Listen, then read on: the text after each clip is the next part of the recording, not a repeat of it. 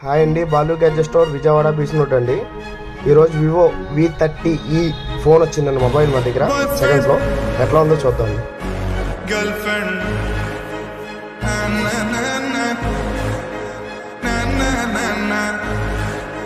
मैं तेरा बॉयफ्रेंड तू मेरी गर्लफ्रेंड नो मैनू कहंदी ना ना ना ना रुक ते जब मेरी गल तो सुन ले मैनू कहंदी ना ना ना ना मैं तेरा बॉयफ्रेंड तू मेरी गर्लफ्रेंड नो मैनू कहंदी ना ना ना ना रुक ते जब मेरी गल तो सुन ले मैनू कहंदी ना ना ना ना